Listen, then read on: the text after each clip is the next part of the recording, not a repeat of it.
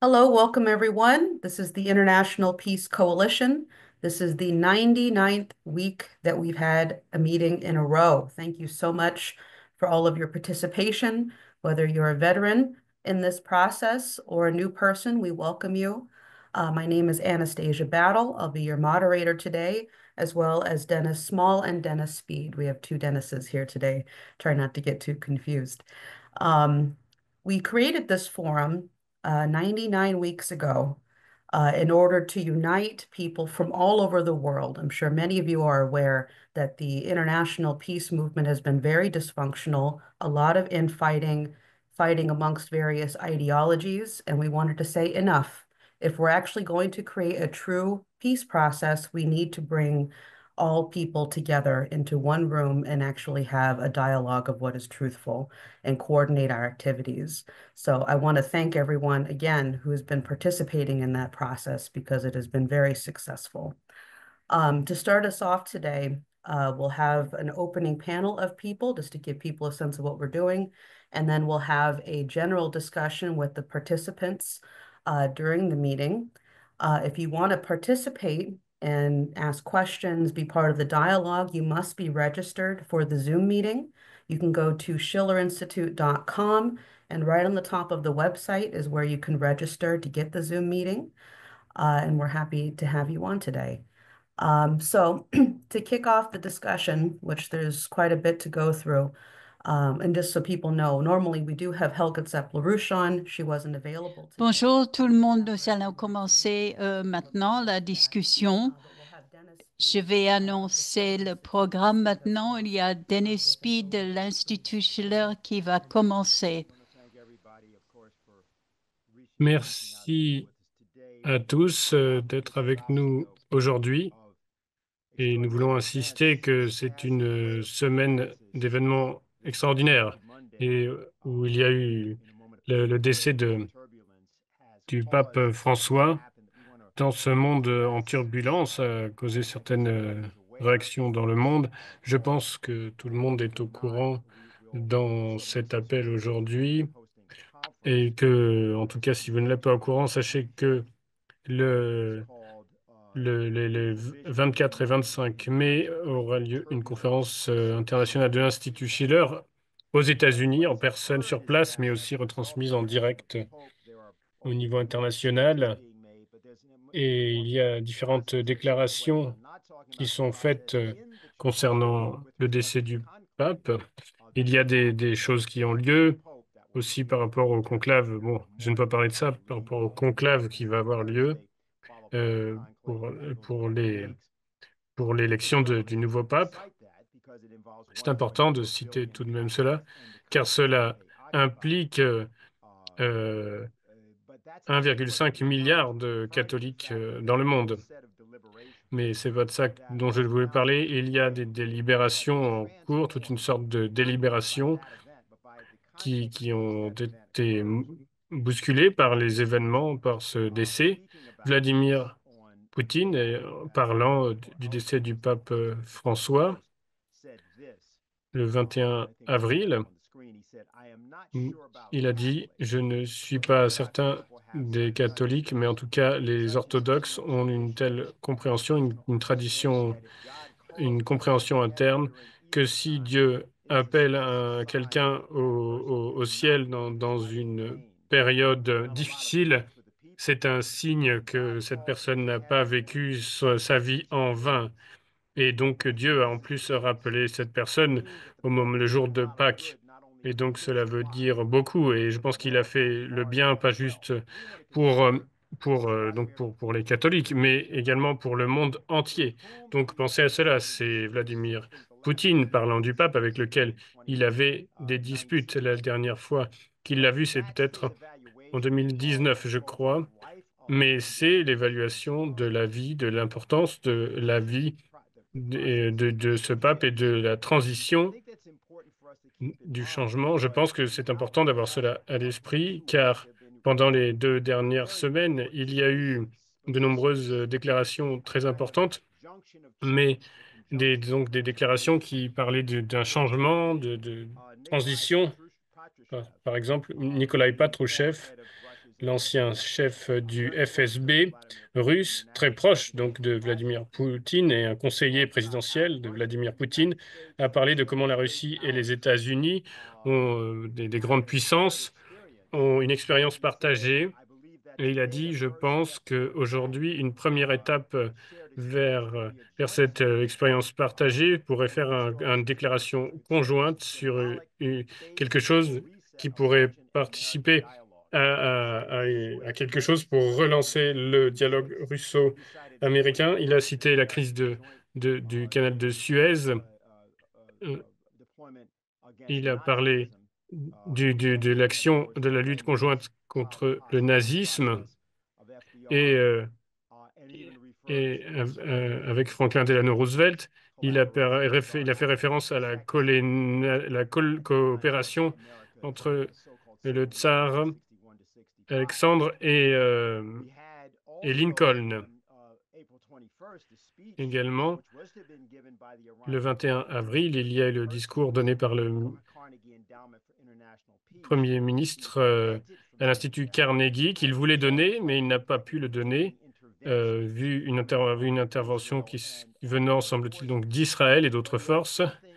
Mais il a donné un message, il y a un message qu'il voulait donner.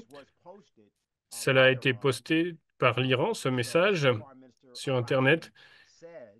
Arachi, ministre des Affaires étrangères, l'Iran a la volonté d'accès à la pacifique universelle, à la technologie pacifique nucléaire. Nous sommes le seul pays sur la planète qui s'oppose officiellement aux armes nucléaires sur des bases morales et religieuses. Ensuite, il a parlé de comment le programme iranien a été créé avec le programme d'Eisenhower des atomes pour la paix. Ensuite, il a parlé de l'idée d'un plan à long terme, qu'il faut construire 19 réacteurs nucléaires supplémentaires. Et pendant les années 70, il y avait les États-Unis aussi qui ont bâti de nombreux réacteurs nucléaires. Il parle de l'idée que le marché iranien est assez grand pour revitaliser l'industrie nucléaire défaillante en difficulté aux États-Unis. Quand on peut parler de cela, il a dit, c'est le ministre des Affaires étrangères d'Iran, donc qui a dit, comme une approche directe envers les États-Unis par rapport à une coopération économique entre les deux nations. Il ne pouvait pas donner ce message en personne, étant donné qu'il n'a pas pu faire sa conférence directe, dont nous allons parler de cela pendant la période des questions-réponses. Et ce dont je veux pointer sur ce sujet, sur le sujet du pape, c'est que plutôt que de se concentrer sur le pape François en tant que tel, c'est la transition dans une institution qui est le plus cruciale. Nous avons Il y a eu la démission du pape précédent, il y avait eu le conclave. Là, on parle d'un processus qu'il faut retourner à Jean-Paul II pour voir ça, ce qui est passé en 2005. Mais nous n'allons pas beaucoup aller dans l'histoire de tout cela, nous n'avons pas le temps. Mais nous voulons insister sur le fait que la papauté est intervenue d'une façon décisive sur la question de la guerre. Certainement, le pape François a parlé de cela nombreuses fois. C'est Jean 23 dans Pacem in Terris, dans son encyclique Paix sur la terre, avait fait la déclaration extrêmement importante. Nous étions au milieu, après la crise des missiles de Cuba. Il a parlé dans son encyclique, donc, qui s'appelait Paix sur la terre. Les hommes sont, en tant qu'individus et comme groupe, ils peuvent faire leur contribution à l'intérêt général. Les conséquences de cela, c'est qu'ils doivent harmoniser leur propre intérêt avec les nécessités des autres, les besoins des autres, et offrir leurs services à cela. Il a parlé de l'idée de l'autorité de l'État qui doit s'exercer de manière irréprochable, mais aussi le mieux calculé pour assurer, promouvoir l'intérêt général. Ce sont des idées qui sont associées généralement, semble à la Constitution des États-Unis, mais c'est un pape qui en a parlé. Et en parlant avec Helga Zepp-Larouche, juste avant que nous commencions cette rencontre aujourd'hui, je lui demandais ce qu'elle pensait aujourd'hui de cela, étant donné qu'elle ne pouvait pas être là aujourd'hui. Elle a fait référence au sermon sur la colline de Martin Luther King comme la base de ce qu'elle pense qui doit être pensé comme la politique, la vision pour la paix dans le monde. La déclaration qui est le plus succincte, qui est très succincte, plutôt qu'on parle de la théologie de cela, ça a donc été fait par Martin Luther King euh, le- en 1968 dans une cathédrale de Washington. La cathédrale de Washington. Il a dit, un jour, nous devrons nous faire face au Dieu de l'histoire. Nous devrons parler de ce que nous avons fait. Nous devrons dire, nous avons fait des ponts gargantuesques pour ouvrir le lien vers le ciel.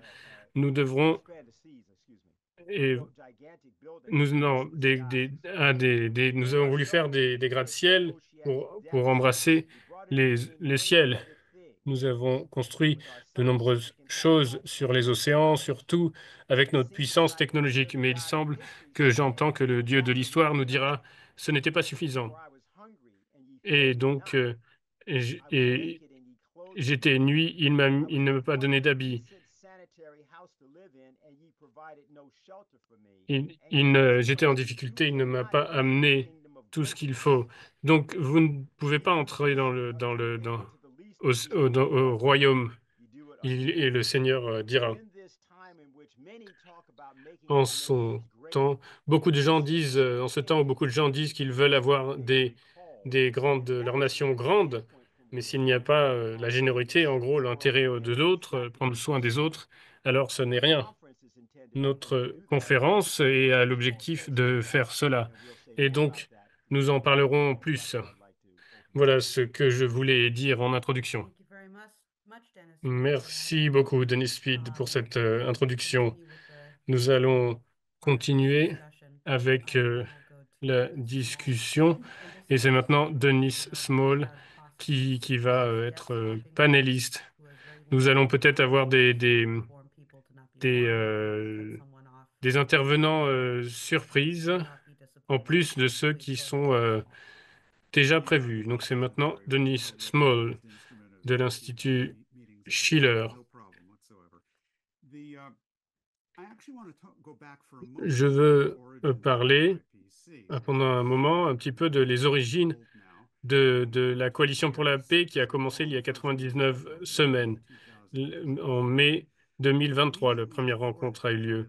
Immédiatement avant cela, il y avait eu un concept qui s'était développé, qui a amené ensuite à la création de la Coalition pour la paix. Il y avait une lettre ouverte écrite au pape François, à sa sainteté le pape François, par Helga Zepp-Larouche, l'ancien président du Guyana, Donald Ramotar, à l'époque candidate au Sénat de New York, Diane Serre, et de nombreuses personnes qui ont été décisives dans la création de cette coalition internationale pour la paix. Et ce que cette lettre écrivait, à ce à quoi elle appelait, en s'adressant à sa sainteté, nous voyons un danger imminent d'Armageddon nucléaire, et nous appelons à des négociations de paix pour trouver une solution. Et notre groupe soutient une initiative réunie parce que le pape avait proposé d'accueillir pour parler de paix.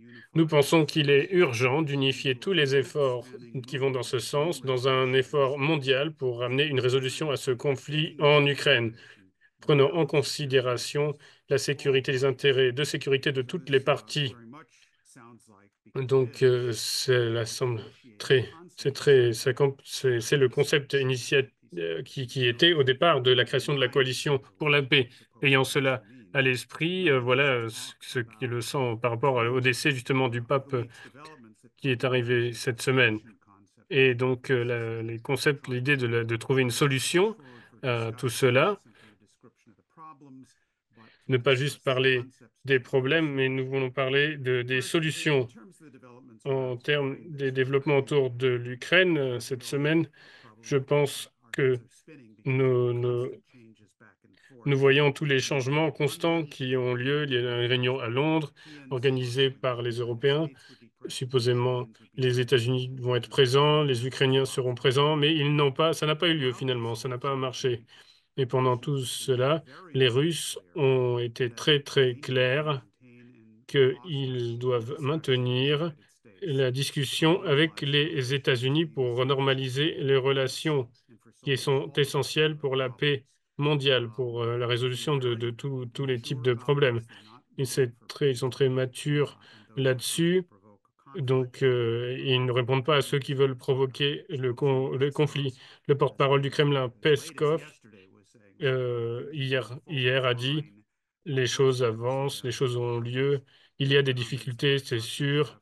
Il y a eu le commentaire par Patrushev dont Denis Speed a parlé plus tôt. Shoigu, aussi, l'ancien secrétaire, non, l'actuel chef de la défense, a dit que ce que font les Européens, ce n'est pas pareil, ce n'est pas les États-Unis qui font la différence.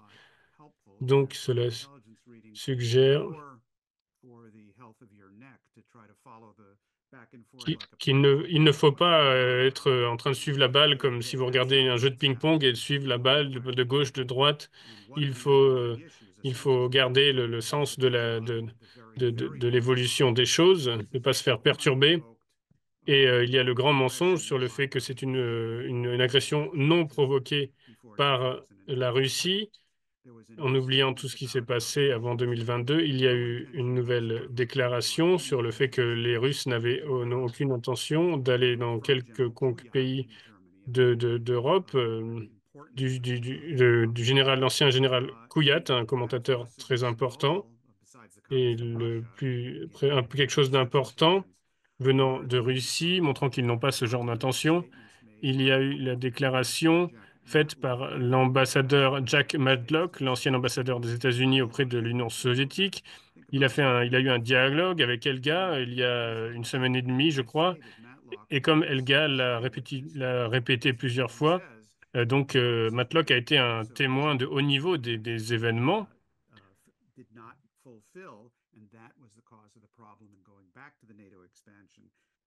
Et donc, voilà, l'OTAN s'est étendue vers l'Est alors qu'elle avait promis qu'elle ne s'étendrait pas. Et donc, Matlock, l'ancien ambassadeur Matlock, va participer dans la prochaine conférence internationale de l'Institut Schiller, dont on a déjà parlé, avec d'autres intervenants distingués de haut rang, de haut niveau.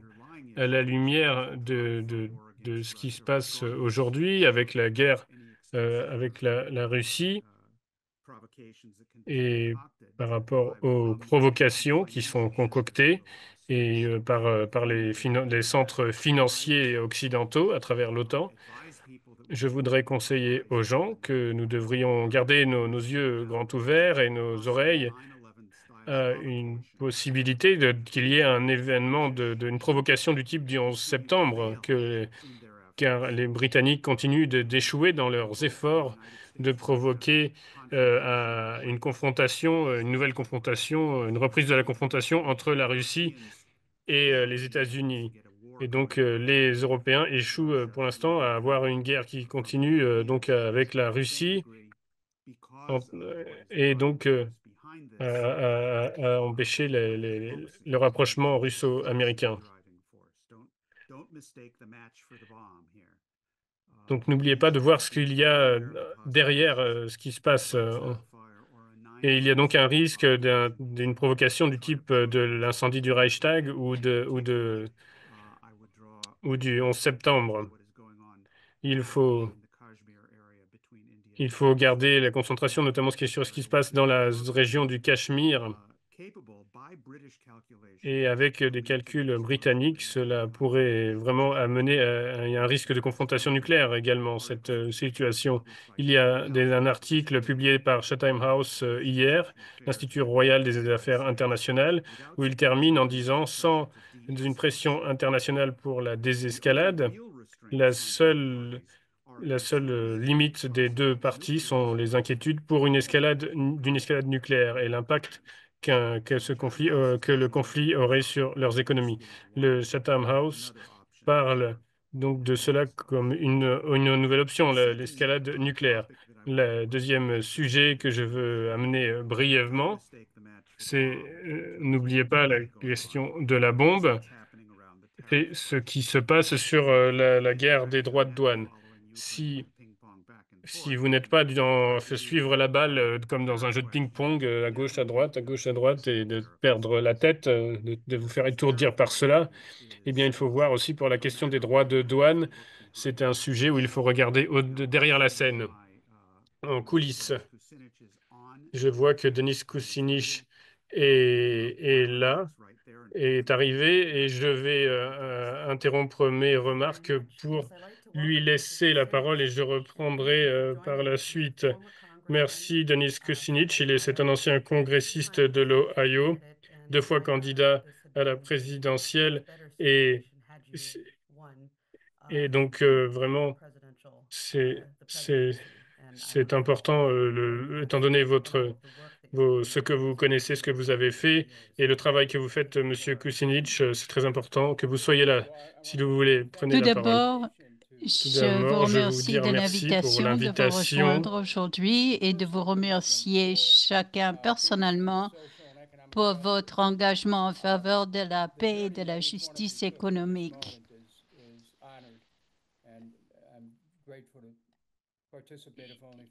Je suis reconnaissant de la possibilité de participer aujourd'hui, même si ce n'est pas quelques instants.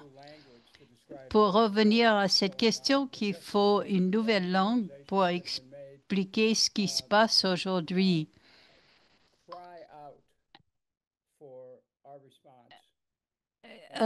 Il y a la nécessité de répondre à cette situation. Les médias, il y a très peu de gens qui y ont accès, en particulier pour savoir ce qui se passe à Gaza sur le terrain. Il y a une sorte de désensibilisation qui se produit et qu'il faut briser. On voit dans ce cadre-là que des manifestants descendent dans la rue dans différents pays du monde.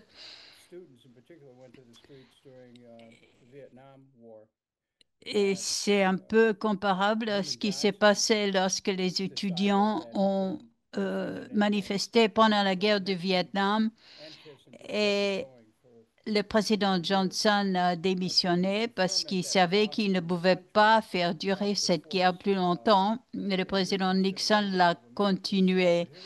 Mais le fait qu'il y avait des manifestations au cours des années, au fil des années, a obligé à un changement. Maintenant, nous avons une série de guerres qui ont eu lieu en Irak, en Afghanistan, au Moyen-Orient. C'est comme un arc d'inhumanité auquel on assiste. Et il faut dire que les États-Unis sont en grande partie la force initiatrice de ces conflits. Donc, nous avons une grande responsabilité. Mais nous devons d'abord penser ou réfléchir à la conscience ou à l'origine de cette montée de violence. Pour cela, nous devons aussi agir en tant qu'instrument personnel pour sensibiliser les gens. Et c'est pour cela que je vous remercie tous de participer ou de faire partie de cette équipe-là et tout ce que je peux faire pour vous aider, je le ferai volontiers.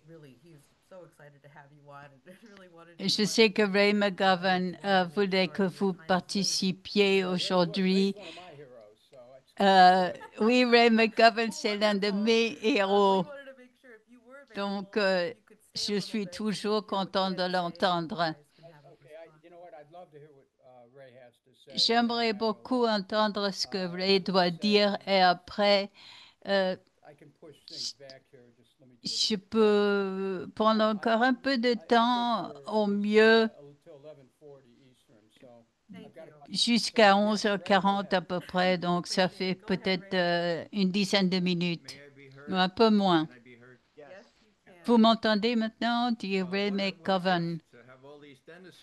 C'est un plaisir d'avoir autant de Dennis parmi nous aujourd'hui, y compris mon ami Dennis Kucinich, qui est le successeur direct de mon héros, John Kennedy, un homme de courage et un homme de paix.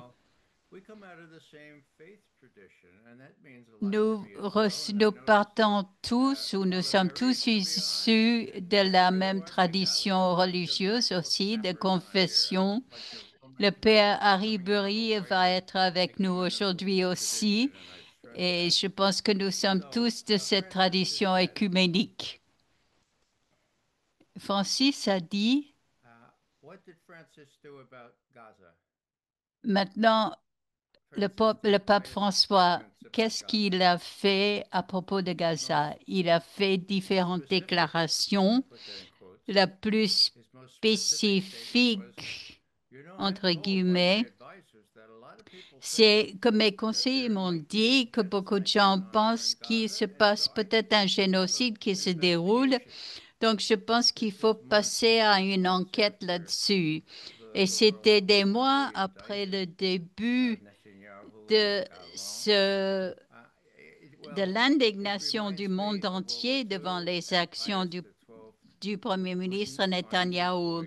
Et cela me rappelle la Deuxième Guerre mondiale et le pape Pie XII qui n'a pas pu trouver les moyens de parler haut et fort. En fin de compte, le pape François, c'est une personne très bien, mais il n'a pas fait ce qu'il fallait. Et comme disait l'homme tout le monde, les types bien ne font pas l'histoire, ne changent pas l'histoire. Donc, il y a une bonne nouvelle et une mauvaise nouvelle ici.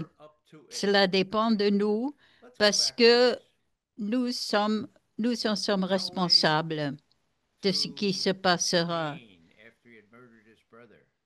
Pensez à Abel et à Caïn après le meurtre. Dieu lui demande, Hé, où est ton frère? Qu'est-ce qui lui est arrivé? Et Abel a dit, moi, je sais pas, est-ce que je suis le gardien de mon frère, pardon? Et c'est une question qu'on peut se poser. Sommes-nous le gardien de nos frères et de nos sœurs? Les personnes à Gaza ont terriblement besoin de notre aide aujourd'hui. Nous avons cette histoire de la Bible, donc nous avons aussi le rabbin Abraham Pechem, je crois, qui a dit que quand l'injustice se déroule, vous n'êtes pas coupable, mais vous en êtes responsable. Alors, Kane qui a dit, qu'est-ce que ça peut me faire, mon frère? C'est ça qu'il faut éviter. Alors, à Gaza, est-ce que c'est vraiment si terrible? Il y avait l'archevêque Tutu, l'ancien conseiller de Nelson Mandela en Afrique du Sud. Et l'archevêque Tutu a dit, quand on lui a demandé si on pouvait comparer l'apartheid en Afrique du Sud et à Gaza, il a dit, oui, bien sûr que je peux. La vie en Palestine est beaucoup plus brutale et répressive que l'apartheid en Afrique du Sud. Et mes amis, c'était avant que ce génocide ait lieu. Maintenant, je cite souvent Albert Camus. Vous connaissez l'histoire, si vous écoutez, si vous avez entendu ces discussions sur une voix agnostique venant de Rome. Et il a dit, oui, il y avait une encyclique, et je voulais savoir ce qu'il y avait dedans. Et il a dit, il faut que la voix parte de manière haut et fort depuis le Vatican pour que tout le monde l'entende. Et il a dit, en 1943, en plein milieu de la guerre, il a dit que les gens réfléchis doivent être du côté non pas de ceux qui tuent, mais il faut exprimer l'espoir que la qualité de la nouvelle génération de ne pas que adopter des slogans, mais revienne à un système de valeurs plus tangible. Nous n'avons rien à perdre, sauf tout, disait Camus. Alors allons-y. Voilà le pari de notre génération. Nous pouvons la gagner.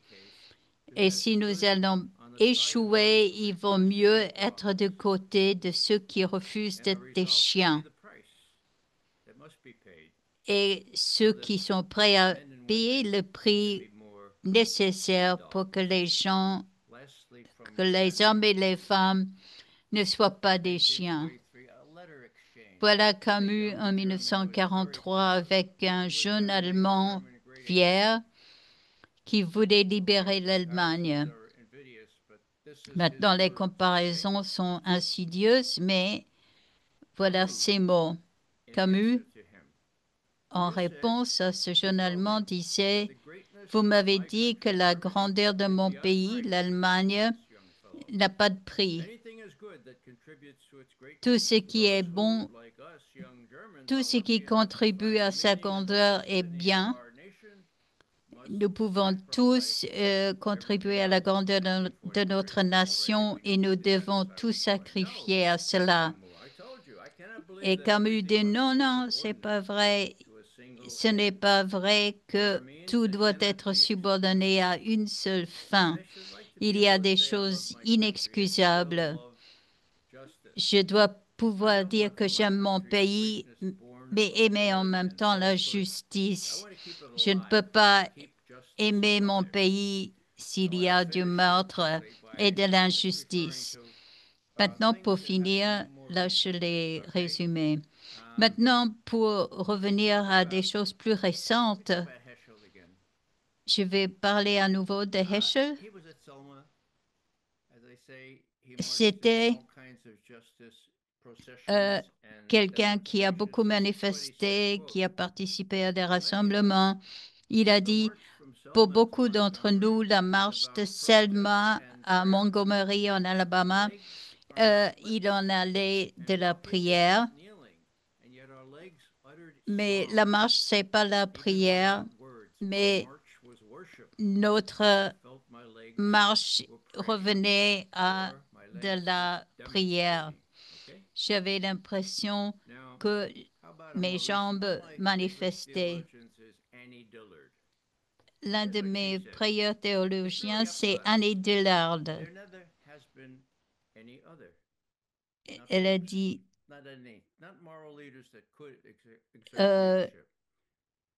elle a exercé beaucoup de leadership et elle disait, il y avait assez de nous, nous sommes assez nombreux.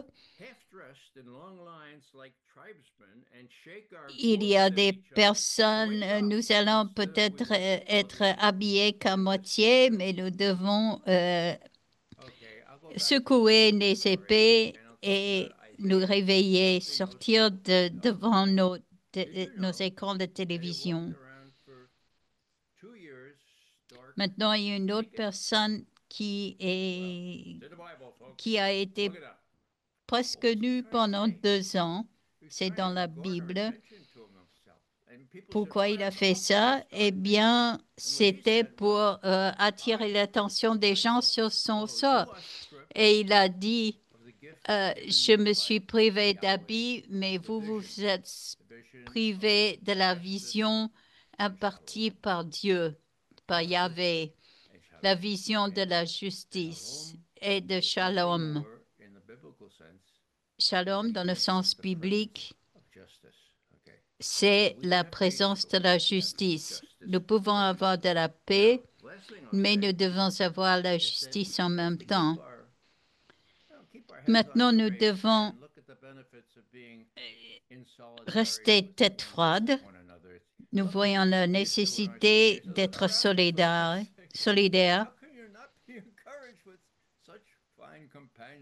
Il faut se dire comment ne pas être encouragé quand on voit autant de gens valeureux qui sont engagés dans la lutte. Il y a aussi E.F. Stone qui a dit que le seul type de combat qui vaut la peine est celui qui vaut la peine de perdre.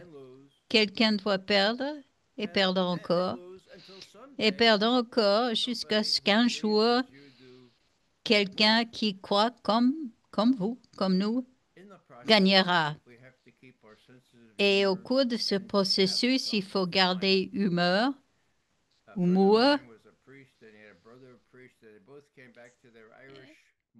J'avais des amis qui étaient prêtres qui sont revenus pour parler à leur mère. Et la mère a dit, ah, dites-moi, est-ce qu'il y avait aussi du plaisir? Vous vous êtes bien amusés pendant toutes ces réunions. Alors, il faut bien se rendre compte que sans avoir du fun, sans s'amuser, rien ne se passera. Donc, restons obstinés dans notre lutte et prenons-y plaisir.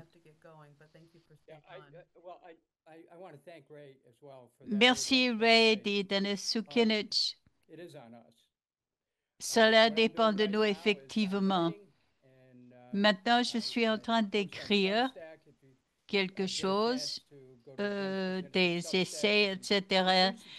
Je poste mes articles sur Substack, le site, et j'écris à propos de ces sujets qui nous concernent ici aujourd'hui. Et ce que je peux faire, je peux vous mettre mon adresse email si vous voulez me contacter. Merci beaucoup pour votre travail. Merci aussi à Ray. Et j'attends avec impatience de vous rejoindre à nouveau. Très bien. Maintenant, je vais retourner à Dennis Small pour voir s'il est prêt maintenant à continuer ce qu'il avait commencé à nous expliquer. Dennis Small. Let me just indicate, I believe Ray may have to get going. So, if I could say a word. Go ahead, Mr. McGovern. Wish me luck, and those of you who are praying types. Ray doit nous quitter maintenant aussi, mais il dit qu'il va partir cet après-midi à Moscou avec Oliver Stone. Nous avons beaucoup de réunions, des rencontres à Moscou. Nous allons participer au 80e anniversaire de la fin de la Deuxième Guerre mondiale, à l'époque où l'Amérique et l'Union soviétique étaient des alliés. Et comme le disait John Kennedy, les États-Unis et la Russie n'ont jamais été en guerre l'une contre l'autre, entre grandes puissances. Et j'espère que les États-Unis reviendront à cette tradition. Mais la fin de cette guerre est une occasion pour fêter et pour commémorer. Maintenant, il y a Steve Witkoff, le conseiller de Trump, qui est à Moscou actuellement. Et j'espère qu'il aura des bonnes nouvelles à nous raconter à la sortie de ces réunions.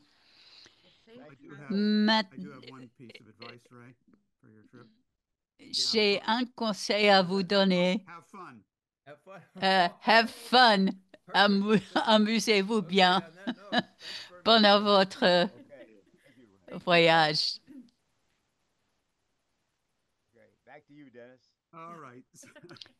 OK, maintenant on revient à Dennis.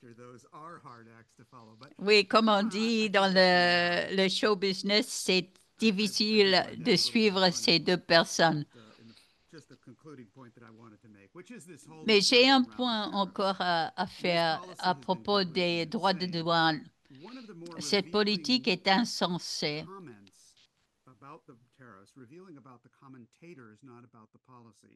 Un des commentaires révélateurs là-dessus, c'était le 18 avril,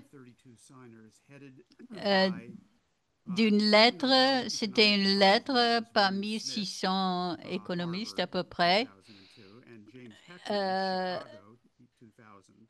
dont initié par un professeur de Harvard et un autre de Chicago, et aussi par l'ancien sénateur Phil Gramm. Et il disait non, les droits de douane, c'est inconstitutionnel, etc. Ce qui est vrai, mais le problème, c'est qu'ils affirment plus ou moins que la crise actuelle est due aux droits de douane. Et ça, ce n'est pas vrai. C'est vrai que les droits de douane vont peut-être déclencher plus rapidement la crise. Mais le véritable problème, c'est la montagne de dettes de 2 quadrillions de dollars. C'est une bulle immense qu'on ne peut pas maintenir intacte. Mais si on s'approche de cette bulle avec une allumette allumée, ce sera le désastre. Alors, parlons de Phil Gramm, le sénateur. C'est l'un des auteurs de la loi de modernisation des services financiers de 1989. C'est une loi qui a éliminé la loi Glass-Steagall de séparation des banques, initiée par le président Roosevelt. Et le problème, la crise monétaire a commencé en 1971, mais l'abrogation de cette loi Glass-Steagall par les sénateurs Gramm, Leach et Wiley. Et je dois dire entre parenthèses que le président Clinton a ouvert les portes à cette bulle spéculative, mais cela avait beaucoup moins à voir avec cette loi qu'avec une personne qu'on connaît comme Monica Lewinsky. Il était sous pression à l'époque de cette affaire, de ce scandale Lewinsky. Et le président Clinton a capitulé devant les pressions financières. C'était un changement de paradigme qu'il a introduit avec l'abrogation de Glass-Steagall. Et je propose que cette loi soit désormais connue comme Gramm, Leach, Bliley, Lewinsky.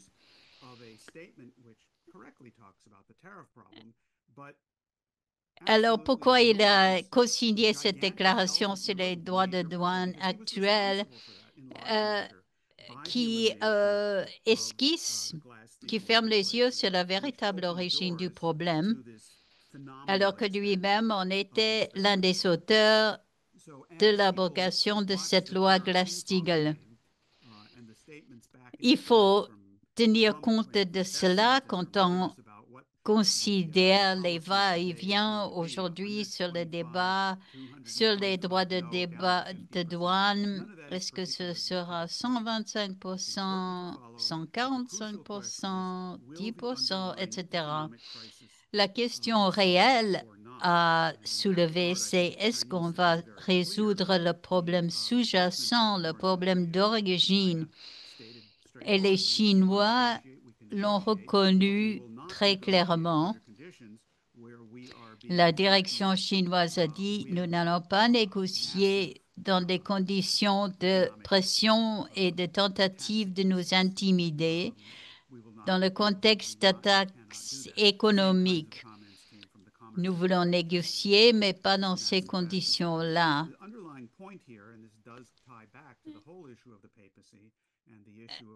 Alors, pour revenir et pour voir le lien avec la question actuelle de la papauté et de la question de la guerre et la paix, c'est que la seule solution viable et durable pour empêcher une guerre nucléaire ou, ou une guerre avec l'Iran ou une guerre entre l'Inde et le Pakistan, c'est la nécessité d'introduire une nouvelle architecture de sécurité et de développement. C'est la seule base durable qui puisse durer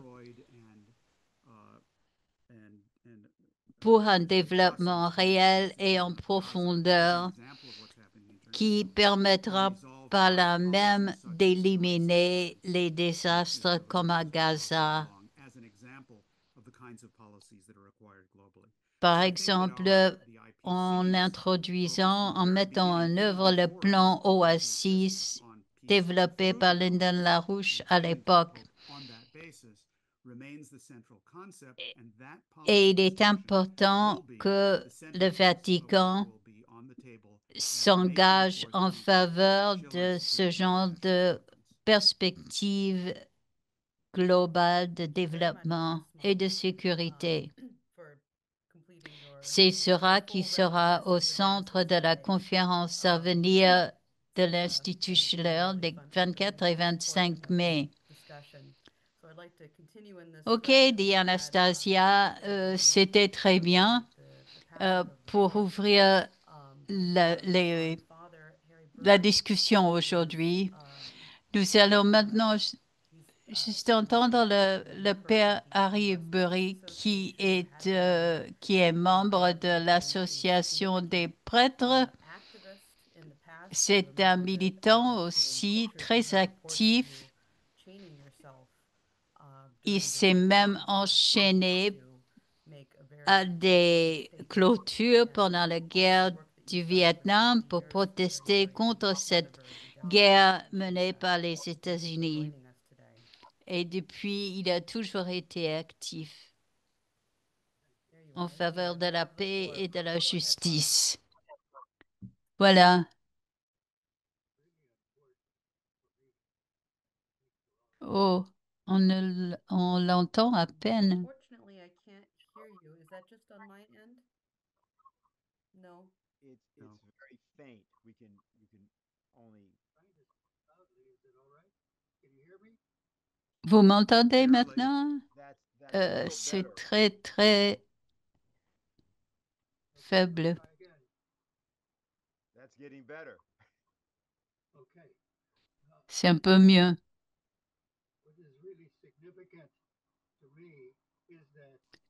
Ce que je trouve important, c'est que Helga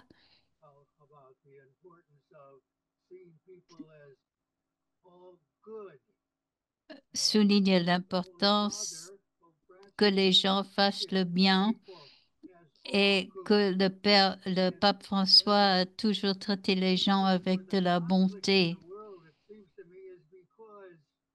Et si on a autant de problèmes dans le monde, il me semble que c'est parce que nous ne comprenons pas le sens de la justice. On pense que la justice, c'est de la vengeance. Et que si on empêche les gens de faire de mauvaises choses, ce sera mauvais parce que cela mènera à de la violence. Le pape François a argumenté contre cela et il a dit qu'il faut traiter tout le monde avec équité. L'Institut Schiller et le pape François, tous les deux, ont envoyé le même message que les gens doivent comprendre. Les gens de partout dans le monde ont respecté et ont aimé le pape François parce qu'il essayait de les élever, de les sortir des marges de l'histoire. Et le plan Oasis pour le Moyen-Orient est aussi un moyen de la faire. C'est un moyen, la promotion du plan Oasis, pour moi, c'est un moyen de promouvoir le message du pape François aussi. I think you have to mute. Yeah, just so people know, because many people will be on who will not know. I'll just read Pour que les gens something from his savent, je vais dire quelque chose à propos du père Harry Burry. Il a commencé dès qu'il a rejoint, dès qu'il est devenu le prêtre dans les années 60, lorsque des jeunes soldats lui demandaient d'intervenir pour eux parce que c'était des objecteurs de conscience. Il s'est enchaîné avec d'autres personnes devant l'ambassade de Saigon à Washington, à Saigon, pour protester contre la guerre par les États-Unis dans les années 1970. C'était au Vietnam même. Et puis en 2005, quand il était à Gaza, il a servi de bouclier humain. Il a été enlevé à ce moment-là à cause de son action. Donc, c'est une personne qui a fait exactement ce dont parlait McGovern tout à l'heure. Nous sommes toujours honorés qu'il soit parmi nous et qu'il participe à nos initiatives. Père Burry, je voulais que vous soyez reconnu pour cela.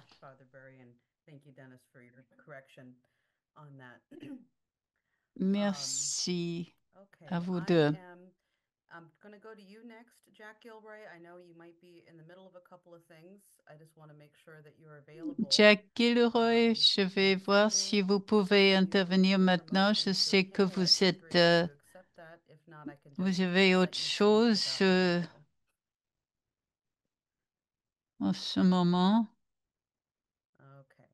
Looks like you're able to unmute now. Please go ahead. Jack Gilroy is a member Jack of Veterans Gilroy, Peace. c'est un membre des Vétérans pour la paix et de Pax Christi de New York et de Pax Christi International. Oh, I see you've been. You have permission On to ne unmute? l'entend pas.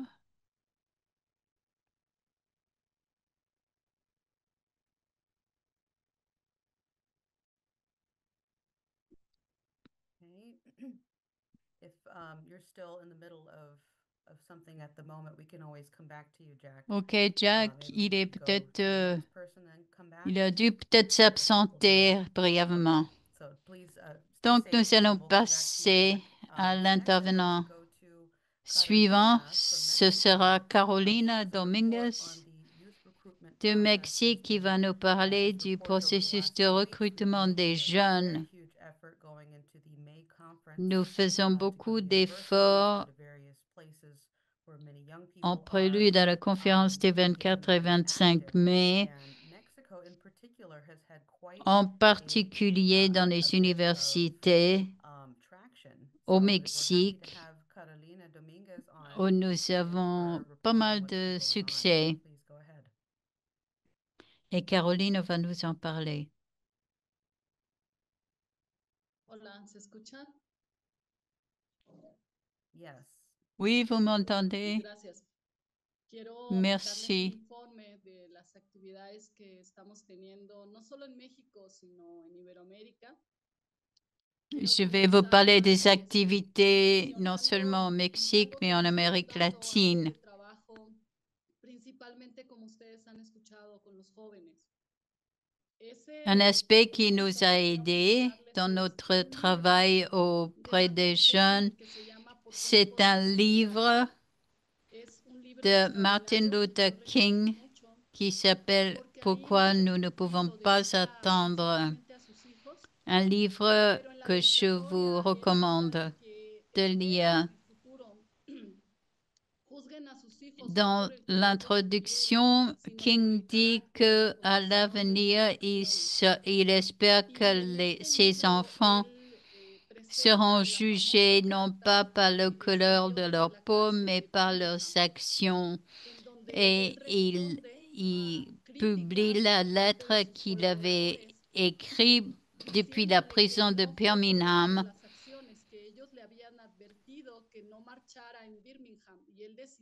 Lorsque ses détracteurs l'accusaient d'avoir mené des actions incorrectes et que c'était à cause de ces actions qu'il avait été emprisonné. Et il répond, je ne réponds pas à ces critiques parce que si je réponds à cela, je ne pourrai rien faire parce que ce sont les actions, au contraire, qui sont les plus importantes. Pour nous, c'est fondamental dans notre travail avec les jeunes, c'est-à-dire le concept de l'action non violente. Sa réponse,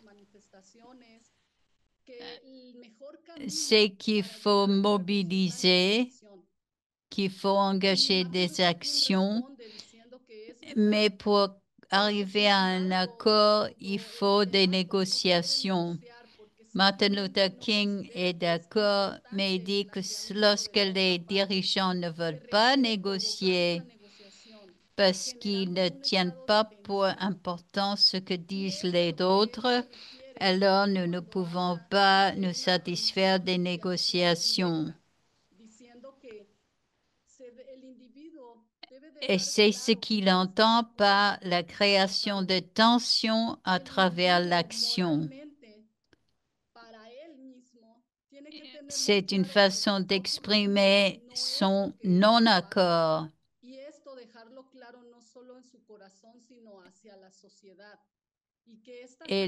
Il doit bien comprendre l'importance de cela pour la société.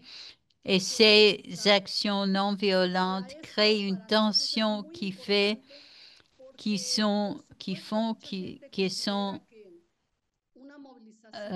ont un impact. Beaucoup de gens voient que les manifestations ou les actions ils pensent que pour exprimer son non-accord, il faut être violent. Mais ce n'est pas vrai. Et nous, dans le mouvement international des jeunes au Mexique et en Amérique latine, dans le mouvement larouchiste, nous générons ce type de tension pour réveiller les jeunes, pour qu'ils ne soient pas des boucs émissaires,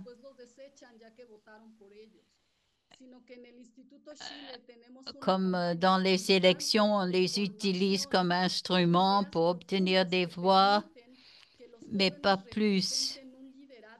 Par contre, ce que nous faisons, c'est que nous introduisons des idées, les idées fondamentales qui font que les jeunes pourront devenir de vrais dirigeants, de vrais leaders. Donc, nous devons d'abord comprendre la nécessité d'agir à un niveau qui leur permette de se faire entendre. Ils ont beaucoup de potentiel, non pas seulement à cause de leur âge, mais parce qu'ils pensent à long terme. Et nous devons leur donner les outils nécessaires pour être sûrs qu'ils soient armés avec les armes nécessaires pour faire ce qu'ils savent être juste. Nous avons des dialogues au niveau international avec des jeunes de Colombie, du Mexique, d'Équateur, et ils présentent leurs préoccupations par rapport à la situation actuelle. Ils ne veulent pas de guerre, bien sûr, mais ils n'ont pas vraiment d'option pour contribuer quelque chose à la société. Nous avons eu un dialogue de jeunes la semaine dernière avec plusieurs propositions au niveau de l'énergie, des emplois à créer, aux changements nécessaires. Et c'était des questions très honnêtes et très fondamentales qui ont été posées. Et lorsque nous générons cet état de tension où un député va dire ou un dirigeant va dire, OK, je vais vous écouter, alors il faut savoir à ce moment-là comment intervenir et ce qu'il faut leur dire. Et il faut que les propositions soient disponibles. C'est pour cela que nous faisons ces dialogues de jeunes.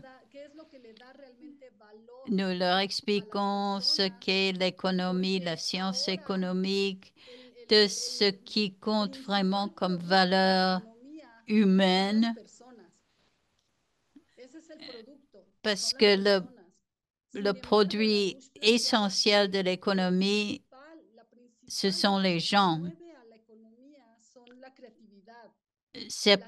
Helga Seppler-Rouge a dit que la clé de l'économie, c'est la créativité.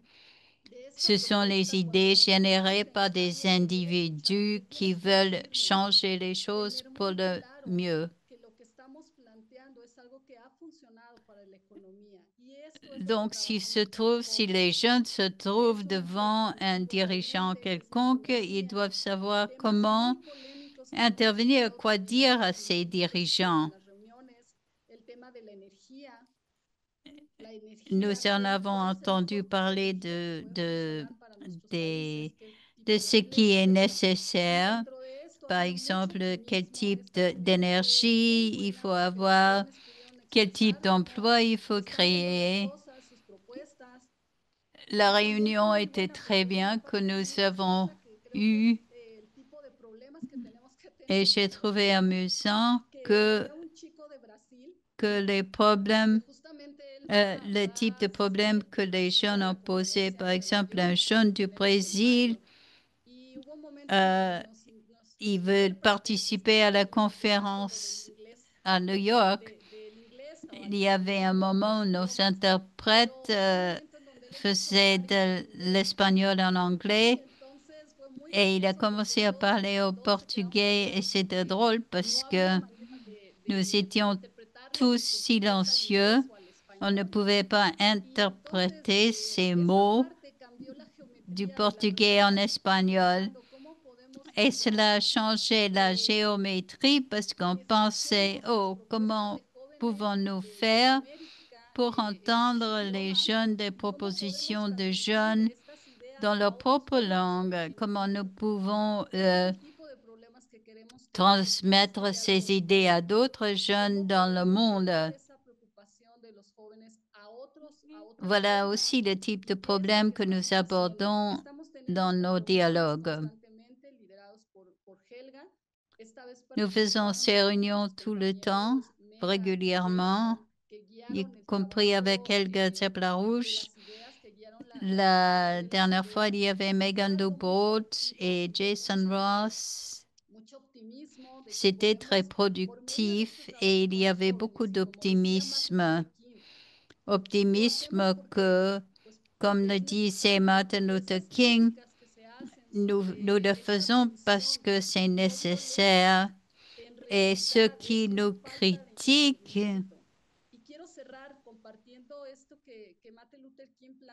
à cause de cette tension qui a été créée, ils disaient qu'ils ne nous comprennent pas. Alors, pour finir, je vais citer Martin Luther King qui disait qu'il pensait que c'était nécessaire de créer un état de tension dans l'esprit, dans la tête des gens pour qu'ils surmontent leur dépendance.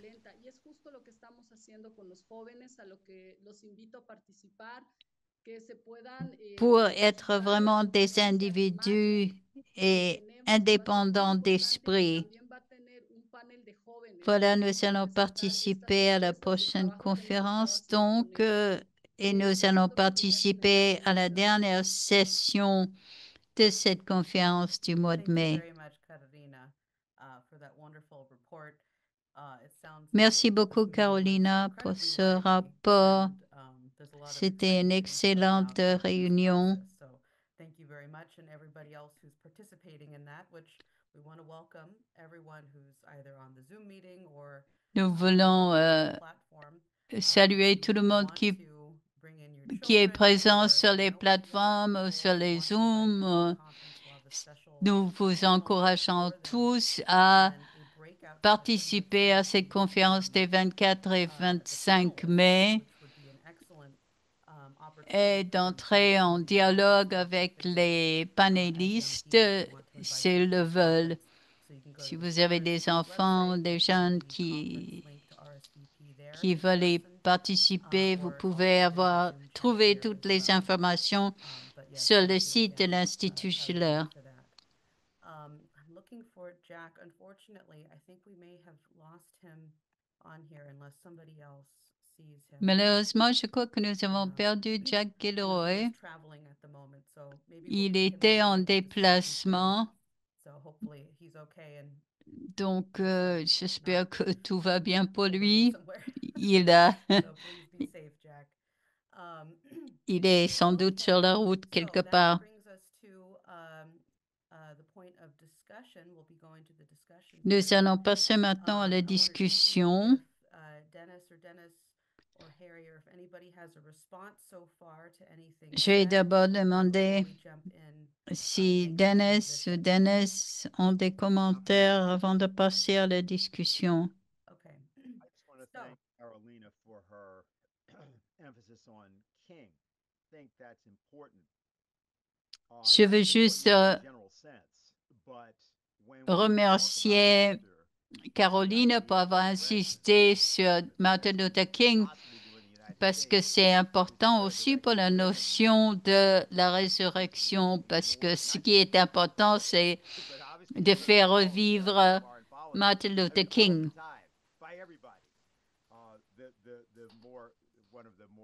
Pas seulement au niveau de la politique étrangère, Barack Obama Nobel Prize, which he got for nothing, but then he decided that it was his job to critique King. Et donc Barack Obama a eu ce prix Nobel pour rien, en fait. Mais donc après, il a voulu critiquer King, je sais pas quoi. Et en tout cas, il dit c'est important d'avoir un sens de l'humour. Et il faut penser qu'aussi que les forces supérieures, je veux dire Dieu a un sens de l'humour. Et ce qui est intéressant par rapport au fait que nous ayons le père Burry, nous avons Ray, nous avons eu aussi toute une histoire avec des gens du mouvement des droits civiques, avec Amelia Boynton Robinson, avec aussi la personne qui était à l'origine d'un rôle très important dans une des marches du mouvement des droits civiques. Il y a une vidéo qui a eu lieu en 63 dans la marche à Birmingham, où qu'il était important, quelqu'un avait insisté qu'il était important que les enfants soient impliqués. Et donc King était en prison à Birmingham, où il a écrit une lettre, notamment, et King a été critiqué par rapport au fait qu'il a dit qu'il fallait y avoir des enfants dans les marches. Il l'appelait King Canard, Duck. Il avait dit à King, tu es un chrétien, oui. Et King a dit oui, et qui disait, nous enseignons aux gens qu'il faut suivre Jésus-Christ, oui. King a dit oui, et l'autre dit, il faut avoir l'âge de raison, 7 ans, n'est-ce pas? King dit oui, et dit, nous pensons que c'est raisonnable d'enseigner à des enfants au-delà de 7 ans de suivre la voie de Jésus-Christ. King répond oui. Et ensuite, Bevel dit, et donc on dit, est-ce qu'on va dire qu'il faut suivre Jésus jusqu'au point de la crucifixion à partir de 7 ans. Alors on peut leur dire de suivre leurs parents dans une manifestation donc dangereuse. Et donc, je pense que c'est le même état d'esprit que nous devons avoir et réaliser dans dans ces appels Zoom. Nous avons des vétérans de ce processus du mouvement des droits civiques. Et donc, il y a des actions que nous devons prendre. La conférence que nous avons aujourd'hui, ces coalitions pour la paix, c'est un lieu parfait pour les gens pour se réunir, pour parler, pour discuter, échanger pour la paix. Merci. Donc, nous allons maintenant passer à la période des questions-réponses. Donc là, il y a des gens qui suivent en anglais sur Zoom, Twitter, Rumble, différents endroits, Facebook. Et pour participer à la période des questions-réponses, elle explique juste que ces gens doivent se connecter sur Zoom. Donc, en étant sur Zoom, nous allons bientôt passer à la période des questions-réponses et tout le monde pourra lever la main. Vous pourrez lever la main et prendre la parole 3 minutes chacun. Vous y êtes vivement invités. Nous allons donc maintenant passer à cette période de discussion.